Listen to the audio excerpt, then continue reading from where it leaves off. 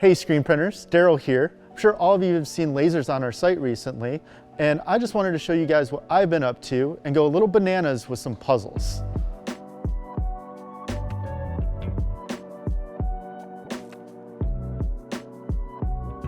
So when first starting with the F1 laser, we're going to want to first make sure that our laser is set to the proper height, and we simply do that by matching up our red and blue dot so that they are touching or overlapping on each other.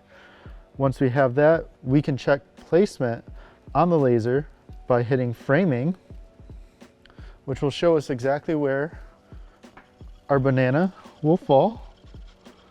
And we can push and align our material to that location. We'll lower our shield, and then we'll come back to the computer, double check all of our settings, hit process. Process will actually calculate how long it'll take us to burn this. And for this puzzle piece, it'll be 11 minutes. We simply hit start, the unit will beep, we come back to the unit, and we hit start. And with that, it begins, and now we just sit and wait for it to do its job.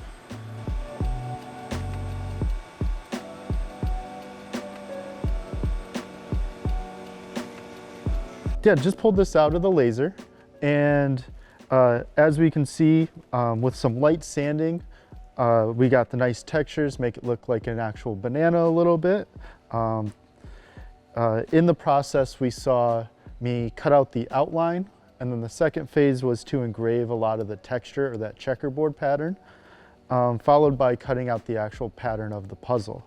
I did that in 3 phases just to allow the wood to cool down so we don't catch fire or have score marks. Yeah, now I want to move this over and enlarge it because we kind of maxed out the capacity or the size of the F1 with this puzzle, and I kind of want to move it to a bigger puzzle or enlarge it, and we'll do it on cardboard this time, which will run a little bit faster. So in order to do that, we'll come over here to the S1, and with the xTool interface, it's an easy transition once you have everything set up. First I'm going to do is check the height, which is an automatic feature of the S1. Once I have the height checked, I can actually mark my part by moving the laser's targeting system to the 2 corners.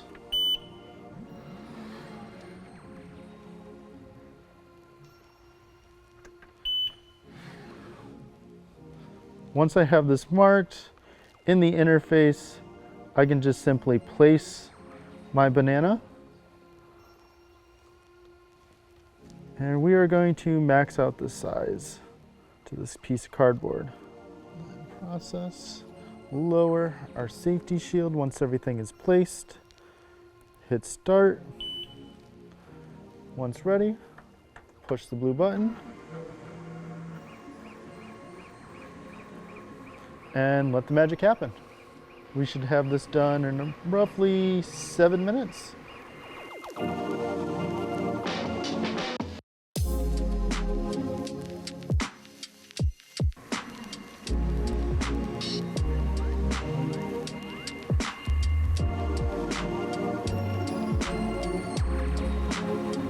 Yeah, and as we can see in this shot here, I cranked up not only the power but the speed of the laser, just to help speed up this second run.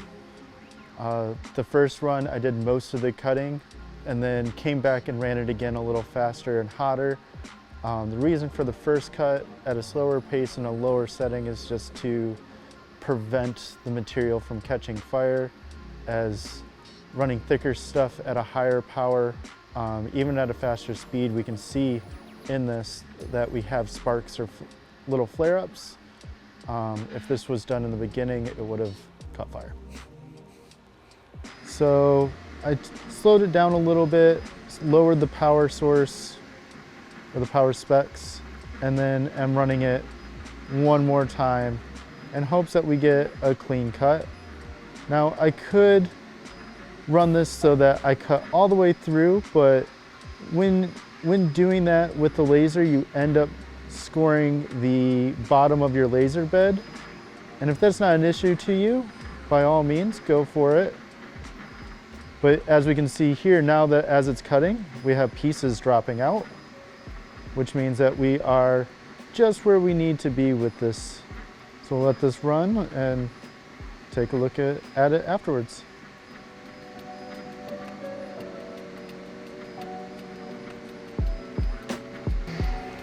Done.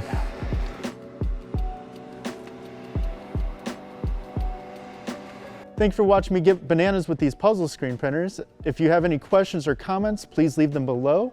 Also like and subscribe, and I will see you next time.